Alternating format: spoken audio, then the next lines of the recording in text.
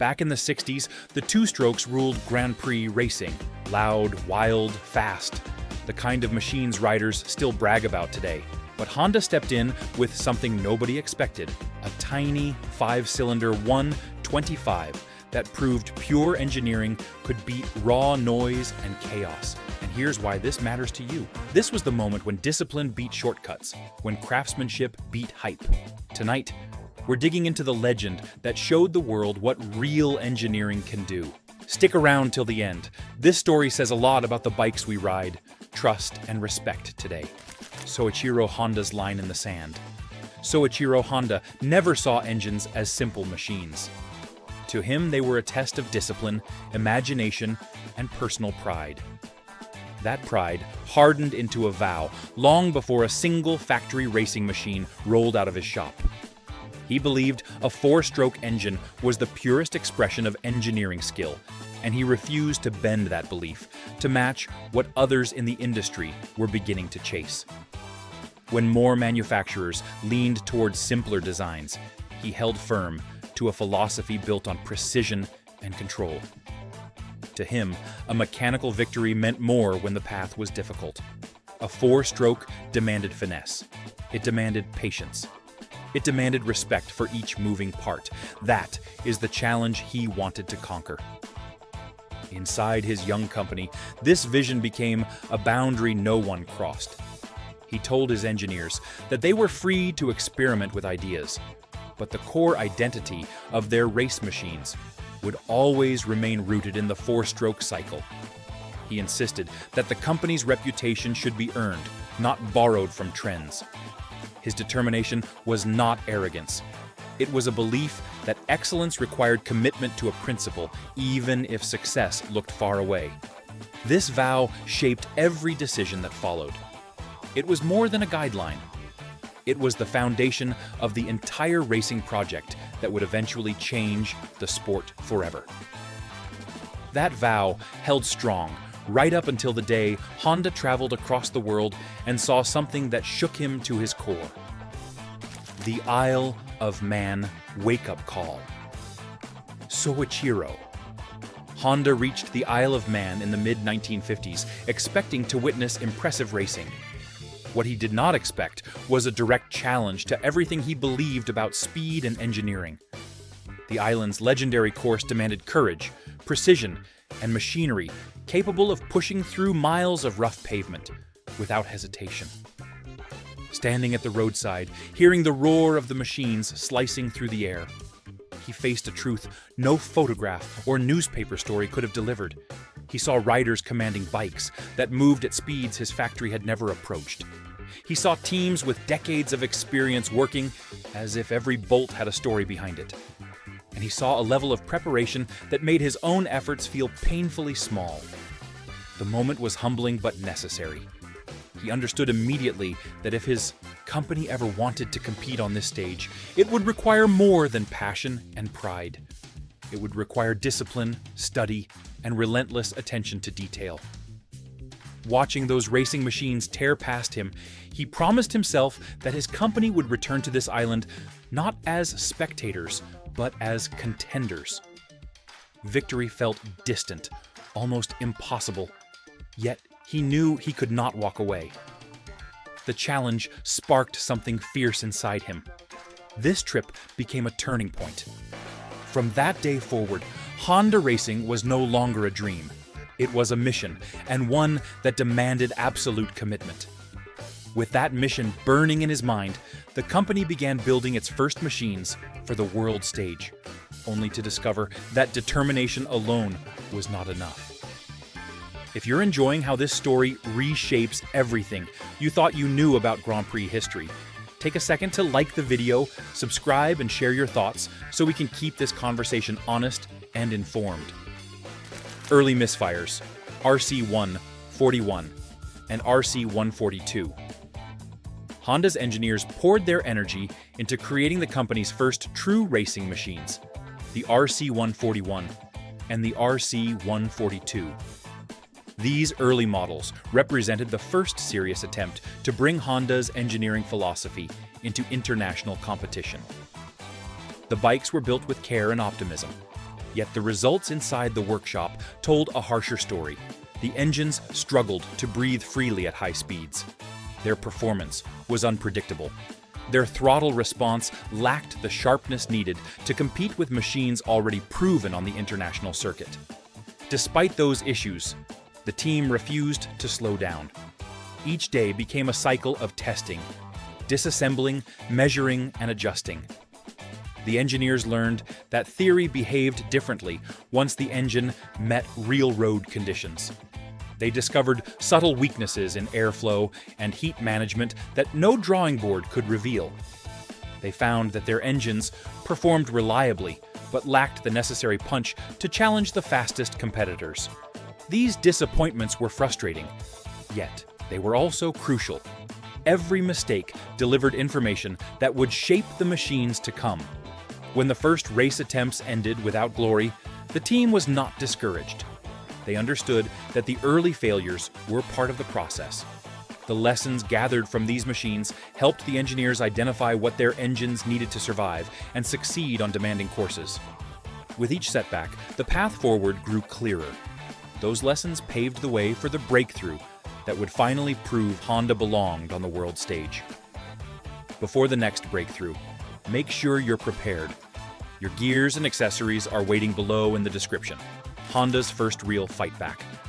The RC-143 emerged from the workshop as a direct response to everything the earlier machines had taught the engineers. Instead of relying on raw power, the team focused on refining control, balance, and dependability. They redesigned key components to reduce friction and improve combustion stability. They strengthened the frame to ensure that the machine handled confidently on rough road surfaces. They perfected the small details others often overlooked, from cable routing to cooling focus. The result was a machine that did not simply run better, it ran with purpose. When the RC-143 reached the track, it behaved exactly as the engineers hoped. It did not surge unpredictably or falter under stress. It delivered steady power and allowed riders to maintain focus without fighting the machine. Competitors noticed that the Honda bike might not have been the strongest in outright force, but it endured the entire race without complaint. Its reliability became a weapon that compensated for any lack of brute strength. This was the moment the racing world realized Honda could not be ignored. The machine proved that thoughtful engineering, patience, and discipline could overcome early shortcomings. It signaled the arrival of a company ready to fight with methods different from those of its rivals. The RC-143 marked the beginning of Honda's rise from determined newcomer to serious competitor. But this first success was only the opening chapter of a struggle that would soon push Honda deeper into an engineering war, unlike anything seen before. RC-144, a wrong turn in philosophy. The RC-144 began as an attempt to find strength in a different direction. Honda's engineers wanted a machine that could pull with solid mid-range force, rather than chase the razor-thin top-end performance required in Grand Prix racing.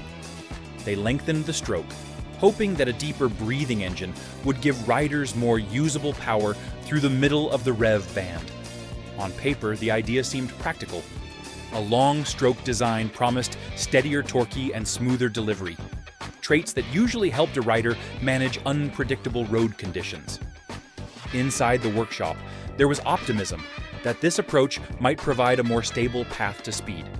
But once the machine began running under real racing demands, its limitations became impossible to ignore. The engine struggled to climb into the upper ranges where true race pace lived. Each test revealed the same uncomfortable truth. The machine felt tight, hesitant, and unwilling to surge when the track demanded urgency. It delivered consistent power, but not the kind required to compete at the highest level. Engineers recognized that the design was working against the natural physics of small displacement racing engines. The long stroke increased internal stress and reduced the freedom of the pistons to move quickly, creating drag that no amount of tuning could fully eliminate. The RC-144 was not a failure of effort, but a failure of direction. It showed Honda that some paths, no matter how thoughtfully chosen, simply do not lead to victory. Accepting this misstep, Honda returned to refinement, determined to correct the course before rivals widened the gap. Refinement meets rising threats. With lessons from the RC144, Honda focused on strengthening what had already worked rather than exploring new extremes. The RC145 arrived with precise adjustments to airflow, cooling, and combustion balance. These refinements produced an engine that behaved cleaner and more confidently across its usable range. Instead of fighting the machine, test riders found that it responded smoothly and remained predictable under stress.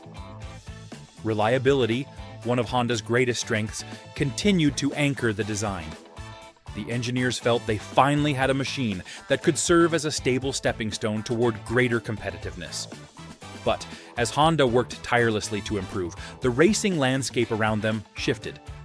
Other Japanese manufacturers had begun to make serious progress of their own. Their machines were not just fast, but rapidly evolving, pushing the pace of the entire field. Honda's test data showed that even with improvements, their refined engine struggled to match the sudden surges of speed demonstrated by these new competitors. The challenge was no longer theoretical. It was real and growing. Each practice session highlighted a widening performance gap that precise adjustments alone could not close. Inside the workshop, pressure mounted. Engineers felt the weight of expectation, demanding a bold response. Improvement was no longer enough. They needed transformation. The RC145 performed better than its predecessor, but its limitations made clear that careful refinement could only carry them so far. That realization forced Honda into a decisive engineering leap, one that pushed the company into unfamiliar mechanical territory: the inline-four gamble. The RC146 represented a dramatic step into a more complex world.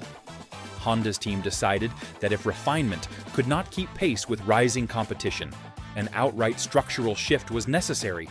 The result was a miniature inline-four engine, a configuration far more intricate than anything Honda had fielded in this class.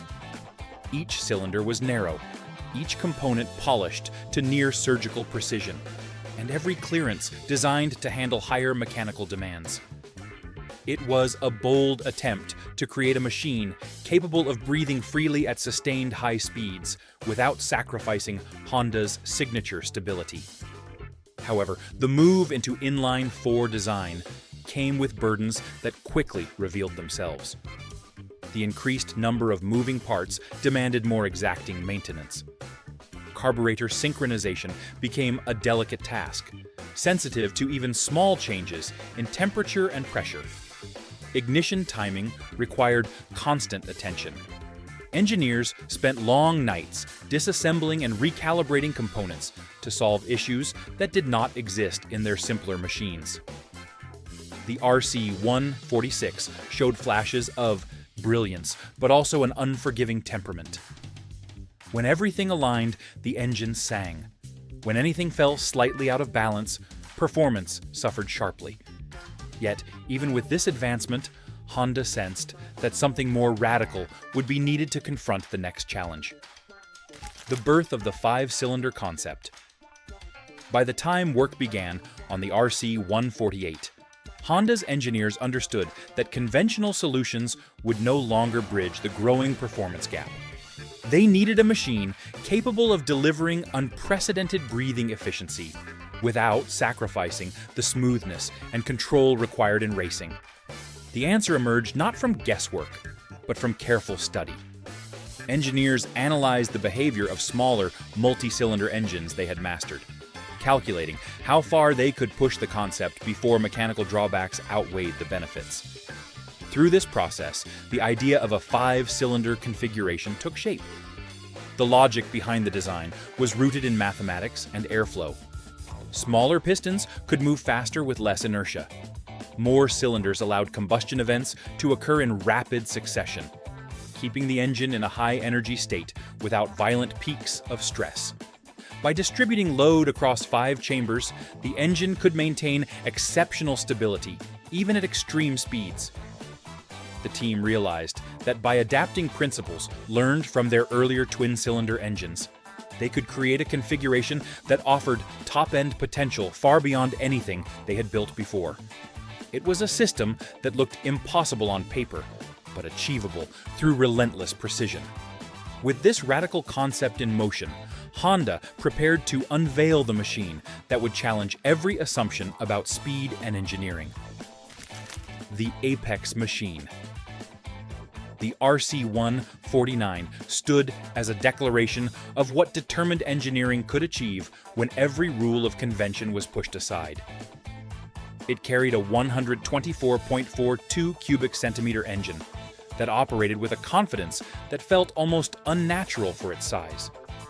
Built as an inline 5-cylinder design, it represented the most extreme mechanical ambition Honda had ever attempted. The pistons were so small that they resembled pieces of precise clockwork rather than engine components, each moving through a bore and stroke combination, engineered to allow astonishing freedom at extraordinary speeds. No machine of such displacement had ever been designed to operate so far beyond traditional limits. What made the RC-149 remarkable was not only the number of cylinders, but the harmony in which they worked. Every part was balanced with surgical exactness to reduce vibration and friction. The valves opened and closed in an intricate pattern that seemed nearly impossible to coordinate without modern electronics. Yet every motion was controlled entirely by mechanical timing. The exhaust note itself carried a sharp rising pitch, unlike anything else on the Chu grid, signaling the presence of a machine that existed beyond the expectations of its era. Engineers of the day marveled at how such tight tolerances were even achieved with the tools available. But if the RC-149 represented perfection in motion, the work required behind the scenes told a far more demanding story. Inside the mechanical madness, maintaining the RC-149 required a level of patience and precision that bordered on ritual. Every time the machine returned to the workshop, it demanded complete focus from the mechanics. The engine's components were built so small and so deliberately that even the slightest error risked upsetting the delicate balance within. Valve retainers were tiny enough to require tweezers. Springs had to be inspected under bright lamps to confirm that no microscopic flaw had formed under stress. Every bolt had to be torqued with absolute certainty, as even a subtle difference could alter the engine's behavior at high speeds. Even with experienced hands, tuning the RC-149 felt like balancing on the edge of a blade. Yet, even with this intense mechanical discipline, the RC-149 still needed a rider capable of understanding its unusual personality. If you want the rest of these hidden racing stories brought to the surface with the respect they deserve, make sure you're subscribed so you never miss the next chapter in motorsport history as we uncover more truths from the machines that shaped the sport. Luigi Taveri, the master of the 5-cylinder. Luigi Taveri approached the RC-149 with a calm confidence that set him apart from many of his peers. He did not overpower the machine or force it into submission. Instead, he treated it with the same respect the mechanics showed while building and tuning it.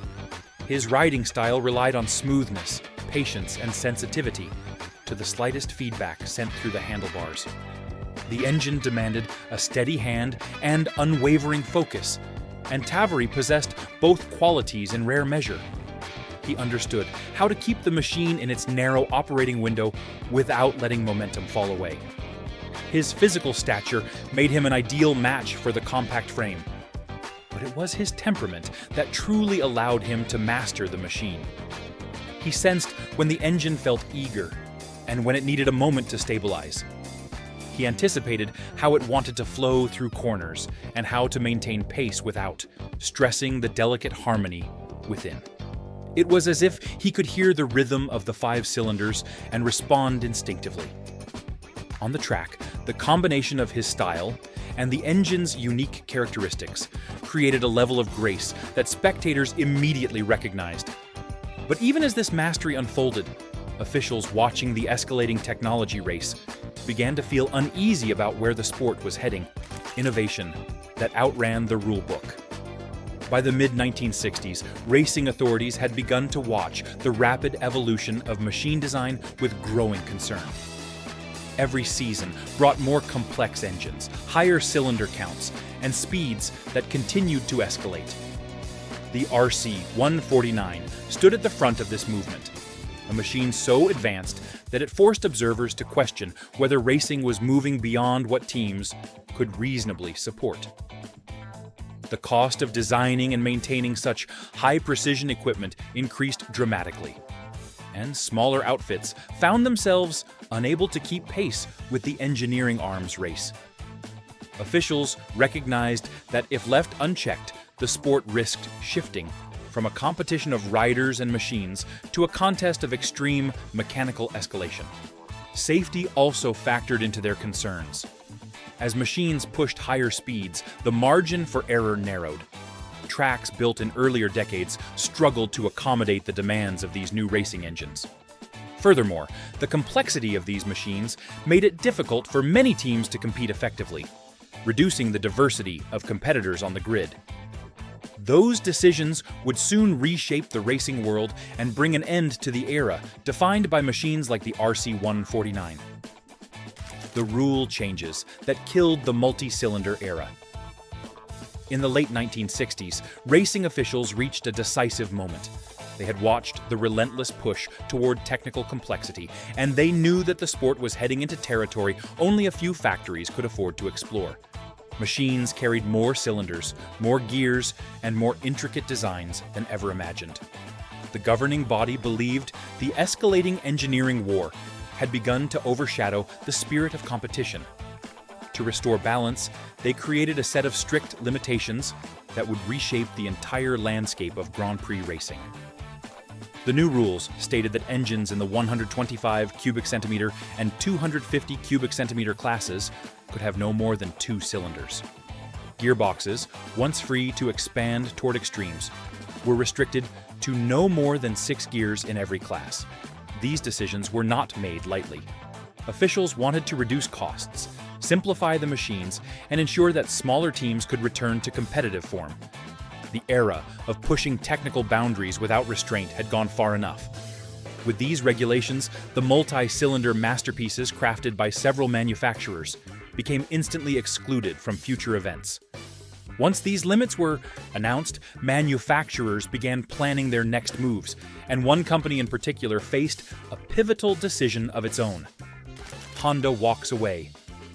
Honda had accomplished a remarkable string of achievements across multiple racing categories. Their engineers had climbed from modest beginnings to reach a point where their machines stood at the forefront of technical ambition. After years of development, experimentation, and risk, they had built engines that represented some of the most advanced designs of their era. Yet, even at the height of their success, pressures, both internal and external, began to steer the company in a different direction. Inside Honda, leadership believed that the future demanded broader engineering focus. They were investing heavily in automotive technology, expanding their research into fields that required significant resources and attention. Racing had always been a proving ground, but the company's long-term ambitions now extended beyond the confines of motorcycle competition. Continuing to participate at the same level meant maintaining a development race against rivals who were not easing their pace. The newly announced rules made it clear that the machines Honda had built would no longer be legal, and further development would need to follow an entirely new philosophy. With Honda's departure settled, the racing world braced itself for a dramatic shift shaped entirely by the new rules. Shockwaves through the racing world. The announcement of the new regulations sent immediate shockwaves through the paddock. Teams that had relied on advanced engineering suddenly found their most prized machines disqualified for future seasons. Designers who had spent years exploring the limits of multi-cylinder technology were forced to pivot towards simpler layouts. The sport entered a period of adjustment as manufacturers restructured their strategies to comply with the revised regulations. What had once been an arms race of innovation became a competition defined by restraint and practicality. Simpler engines emerged as the new standard. Two-cylinder designs became the foundation for machines in the 125 and 250 cubic centimeter categories. Manufacturers had to reconsider their priorities, focusing on reliability, broader power delivery, and manageable costs. Many engineers welcomed the change, seeing it as an opportunity to refine classic concepts rather than pursue increasingly complex systems. Others felt that a door to the future had been abruptly closed, removing the incentive to push technological boundaries in the same daring way. As the sport transformed, one machine from the previous era began to take on a meaning that extended far beyond competition.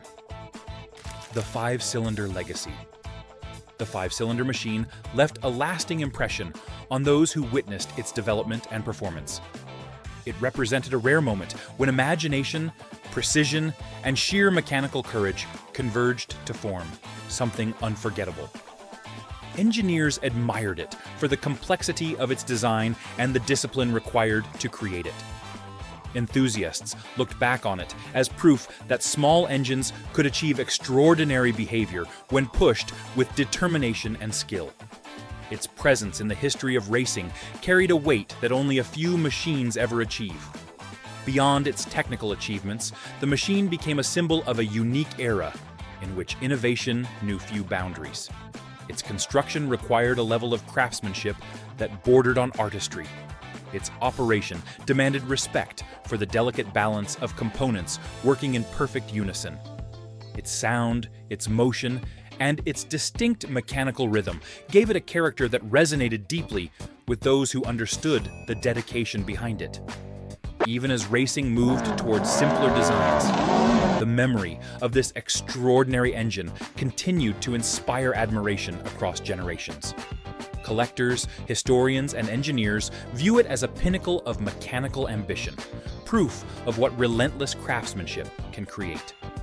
Even as racing changed, its influence endured, shaping how enthusiasts understood engineering courage and possibility.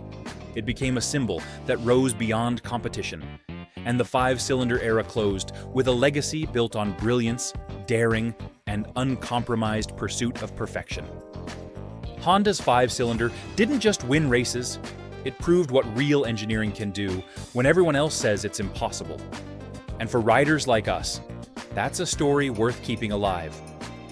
If you enjoyed digging into this forgotten piece of racing history, drop a comment below and tell me what era of bikes you think had the most heart. Make sure to like the video, subscribe for more real-deal motorcycle stories, and I'll catch you in the next one.